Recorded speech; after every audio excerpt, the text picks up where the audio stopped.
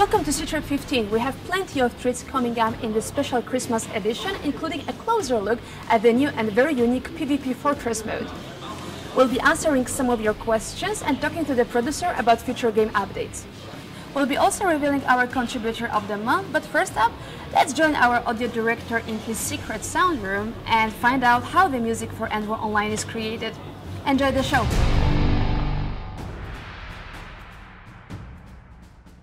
It's been 100 years since the First World War, and that got us thinking. When we work on music of EndWar Online, we want players to feel like they are actually in a world that is tormented by never-ending war. There are many things to make EndWar Online soundtrack unique, but I think most important is the ambition of the team. From beginning, the team want to deliver next-gen quality browser game. That asks the soundtrack need to be something very special. There are many different factions and organizations fighting against each other in the game, and each has to have their own identity. That's why we are currently cooperating with 4 composers. Jeff, composer from America. Jonathan, composer from New Zealand. Jun and Yan, they are based in Shanghai, each with their own unique style. I believe this really helps improve player immersion and contributes to the story of EndWar Online. We work very closely with our composers. Each person brought their own perspective. For example, Jeff is the composer of our main theme.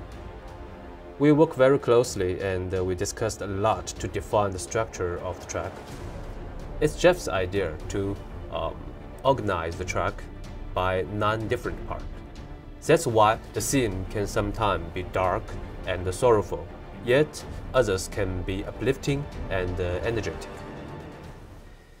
It's hard to say which track is my favorite, because they are all very special.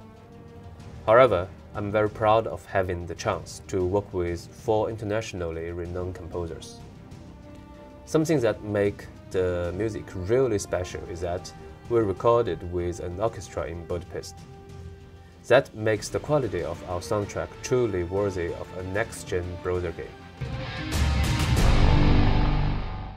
Now, I'm here with Jing, who will give us a sneak peek of Fortress mode. So, tell us, what is it about? Well, Fortress mode is a new feature which is unique in the sense that although you challenge other players and fight against their units, you're actually doing battle against an AI. That might seem a little bit confusing, so why don't we see it in action? Sure thing. Let's go.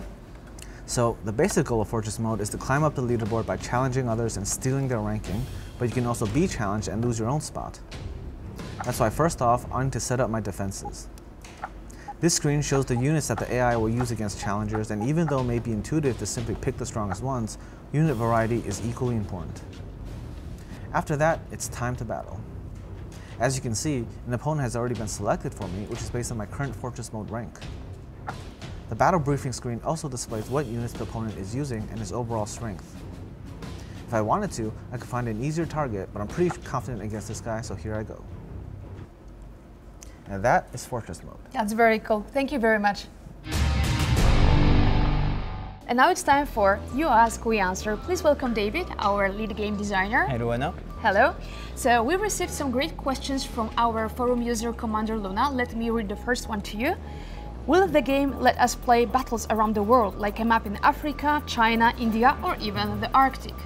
Actually, the very first version of the theater of war that we tested with players was allowing them to play the Arctic conflict zone. The plan is to have many other conflict areas all over the world open for battle. The theater of war is one of the most anticipated PvP feature, and we're really impatient to give it to players. It's very good to hear. So let's move to the second question, which is, will we be able to connect and develop our base next to other generals within our own faction in the same server? That's a very interesting idea, but our main focus to make players interact with each other is on the guild system.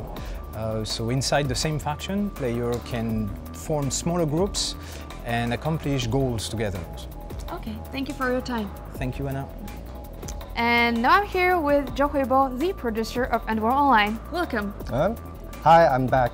It's good to have you here. So, the most popular question in our forums is, what's the current status of the EndWar Online Alpha?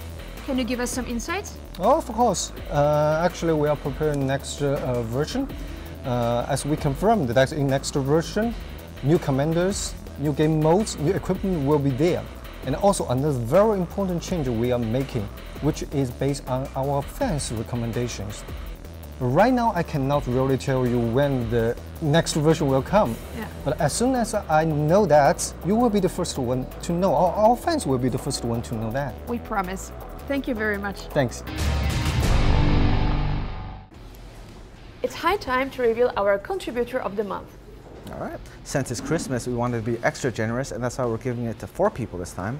And these players have all contributed much to the alpha, which in turn has helped us greatly improve the game. So first up, it is Hickey, who has completed the most PvE maps. In total, he's accumulated over 333,000 experience, which is quite a lot. Up next, we have Dots, who proudly sits on top of the PvP rankings, and he's not even max level yet, so nice. Then we have Jack Thrawn, who has spent the most time in-game. We're not going to reveal how much, but thanks for being there, Jack. And the last one, I'll leave it to you. And that's an old face, so the last one is Mars Flyboy, who has obtained the most fame in the game, and nice commanders go with that. Congratulations, guys. Congrats. And now, as a little Christmas gift to ourselves, we thought it would be fun to take a quick look back over the past year of EndWar Online.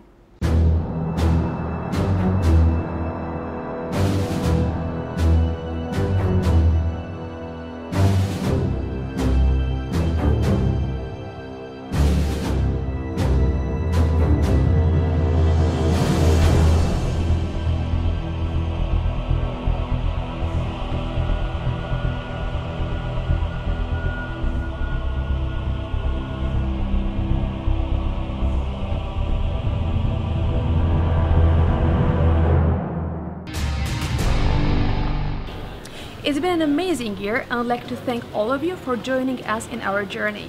Please keep giving us your feedback and support as we promise even cooler things in 2015. And for now, Merry Christmas and a Happy New Year! Hey EndWar fans, Mars Flyboy here, just wishing you a Merry Christmas and a Happy New Year. What I want Santa to bring me, 2v2 versus mode, JSF and Chinese factions, and EndWar Online for a mobile app.